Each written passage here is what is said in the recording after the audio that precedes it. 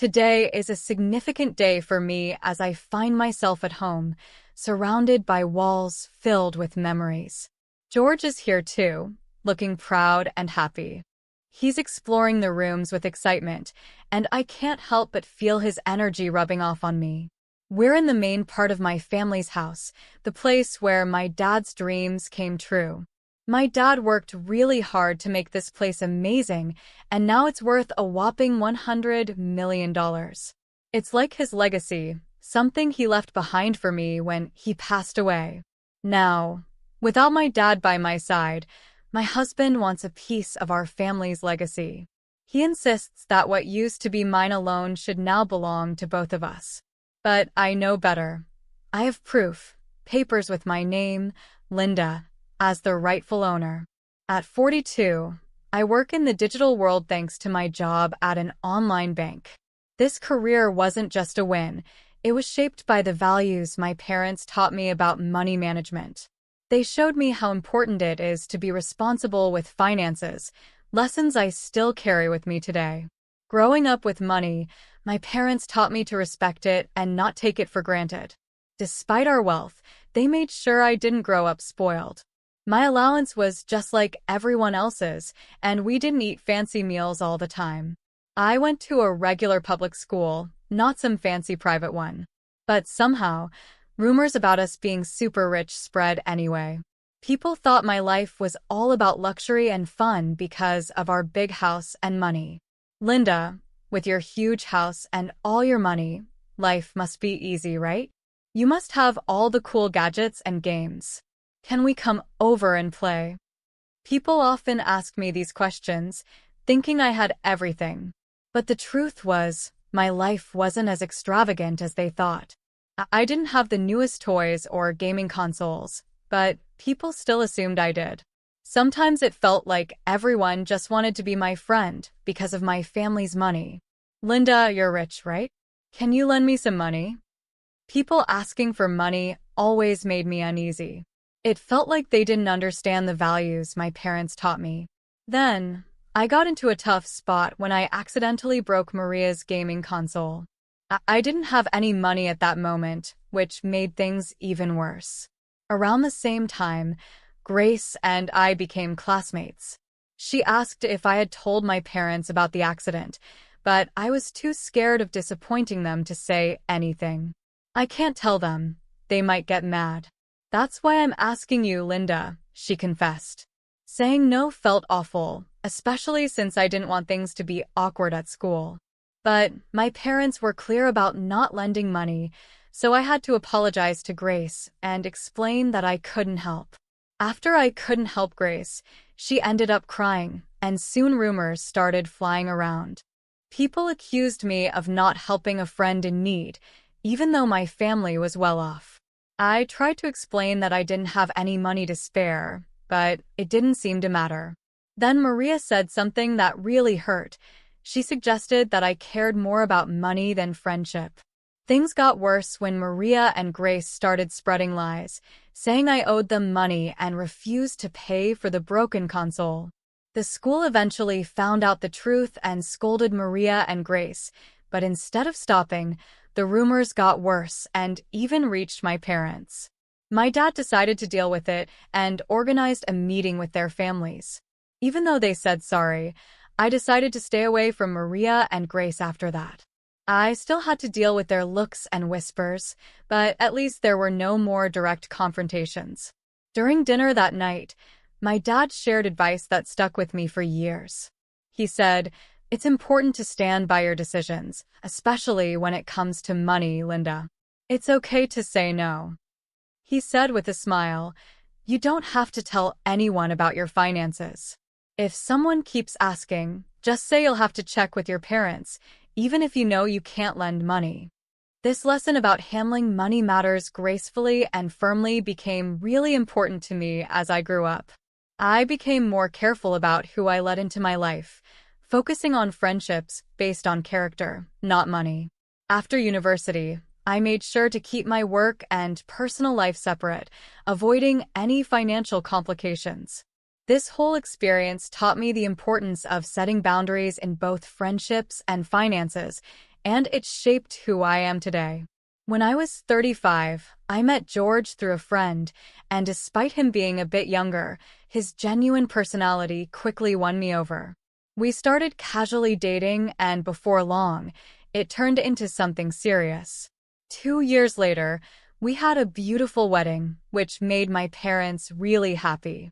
After we'd been married for about a month, my dad suggested that George come over to our house. I trusted George, but I was worried that he might accidentally reveal some private family stuff because he loves to talk. Still, after a month of marriage, I felt ready to let him in on everything about my family, so I invited him to visit my parents' house. George was amazed when he saw my family's house. His surprise was obvious, showing that he hadn't realized how well off my family was. Even though the visit went well, George couldn't stop asking about our money on the way home. I didn't know much about our finances myself, so his questions made me feel uneasy. A few months after we got married, my mom called to tell me that my dad was in the hospital. It was a shock, especially since I didn't know he was having health problems. Thinking back to our last visit, I remembered how he didn't seem well, and now I felt really worried and guilty. When I went to the hospital with my mom that Saturday, my dad tried to stay cheerful, but we could tell he was feeling down. He apologized for what he saw as a burden to us, showing his gentle nature. Then the doctors told us he had advanced pancreatic cancer, and it had spread too much for surgery. It was like a punch to the gut. We couldn't believe someone as health-conscious as my dad could get so sick. After the diagnosis, my dad stayed strong. He just wanted us to be happy, which made us all tear up. I wanted to spend every moment with him, but hospital rules meant only close family could visit. He wished for our friends to be around to make happy memories at home, which reminded us of the life he wanted for us. So, I promised to keep our home full of joy, even after he was gone. Keeping that promise became really important to me. I decided to renovate our family home, something to focus on during such a tough time. George, always caring, worried about how much I was doing for my dad, not realizing the other stuff I was dealing with, like our family's estate issues that I hadn't told him about. When George asked about my dad's health, I finally opened up to him about everything we were going through. It was a relief to have the support while juggling work, hospital visits, and all the emotions. However, things got tense when George started asking about my dad's money and the family estate. He even suggested getting legal advice just in case something happened to my mom too. It brought up painful memories for me. My dad had a lawyer he trusted, but George's insistence on being cautious with money started causing problems between us. A few months later, my dad passed away after bravely battling his illness. Then the discussions about inheritance started within the family. I ended up getting a big house worth $5.5 million, but George's growing interest in the inheritance, despite me trying to keep him out of it, made things even harder. He was excited about moving into the mansion and kept asking about financial stuff, which caught me off guard. I later found out he'd been talking to my cousin at the funeral, who mentioned how the house would be a waste if it stayed empty. That just made things more complicated. Despite my attempts to explain to George that the inheritance wasn't something we shared, he didn't seem to listen. Our relationship started getting more hostile because of it. Even though he was there at my dad's funeral, George didn't help out with the memorial services or the legal stuff that followed. As things started to settle down and life went on, George dropped a bombshell. He said he changed the ownership of my family home to his name and had legal papers to prove it. I was shocked and hurt. Not only did he break my trust, but it also showed a huge lack of respect for our relationship and boundaries. Dealing with inheritance issues brought up bigger problems in our marriage. We had to rethink what we valued, how much we trusted each other, and where our relationship was headed. When George told me he changed the ownership of our family home without telling me, I was shocked and hurt. He said he was tired of our marriage and suggested we live together as roommates in the house, with him not giving me much financial support. He even threatened divorce if I didn't agree, which was a lot to take in on top of everything else. I begged him to think about what he was doing and why he made such a big decision without talking to me. He said he talked to a lawyer about changing the ownership without my permission. Things got so bad that divorce seemed like the only way out. I was heartbroken and lost, feeling like I had to distance myself from a home and life I had shared with George. I couldn't understand why he'd do something like this, and it felt like money had changed him for the worse. The next day, George demanded the house keys, saying the house was his now.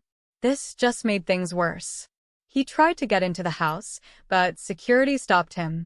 I showed them the real ownership papers proving the house was mine because of my dad. Seeing the proof, George was shocked.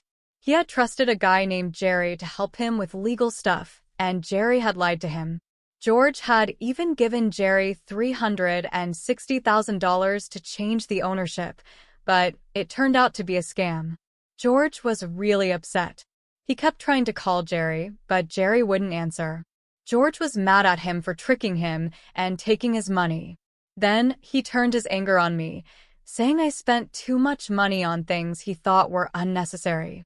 He even questioned if I understood how inheritance stuff worked. Even though George tried to fix things and suggested we give our marriage another chance, the trust between us was too broken. I asked the security guard to help him leave, closing a painful chapter of my life.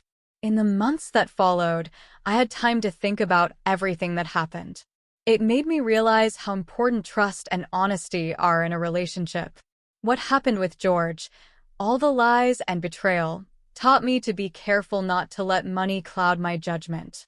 During my dad's first memorial service at our family temple, George showed up unexpectedly.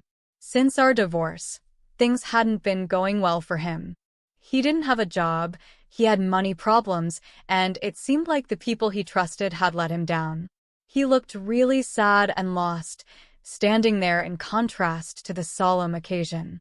As he tearfully tried to apologize, his actions unintentionally disrupted the memorial, causing a commotion among my relatives despite his emotional distress. I had to ask him to leave, and security had to step in to make sure it happened.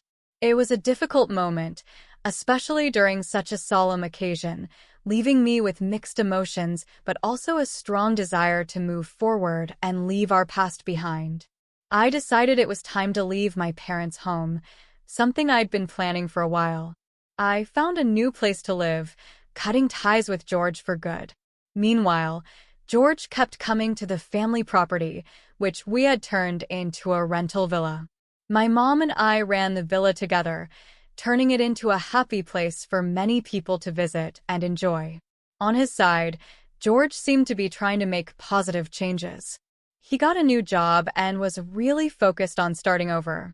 Turning our family home into a rental villa not only honored my dad's vision but also created a welcoming place for guests from all walks of life. The villa, known for its stunning views and beautiful garden, became really popular. We hosted all sorts of events there, from small weddings to big family parties. Working on it with my mom brought us even closer and made us really happy. As the villa became more successful, we decided to add more features to make it even better. We put in a swimming pool, a cozy outdoor lounge, and a fun area for kids to play. We were really committed to making sure our guests had an amazing time, and it paid off. The villa became a top spot for people looking for a peaceful getaway and unforgettable experiences. This whole project wasn't just about making money. It was about making my dad's dream come true and creating special memories for our guests. Taking care of the villa's garden filled me with a deep sense of happiness. Seeing our family home turned into a place where people could come together, have fun, and make lasting memories made me really proud. I could almost imagine my father looking down with pride at what we had accomplished, bringing his dream to life.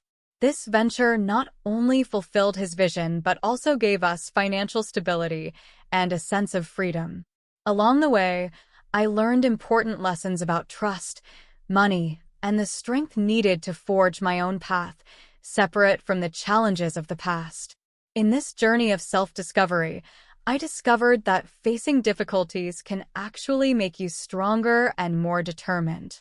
I heard news about George from friends, and it seemed like he was turning his life around, finding a meaningful job and learning from his mistakes. Seeing his progress gave me a sense of peace, knowing that both of us were moving forward and growing. My father's dream became a driving force for growth, not just for me and my mom but for everyone who visited the rental villa. It became a place of joy and celebration, a sanctuary where people could create lasting memories.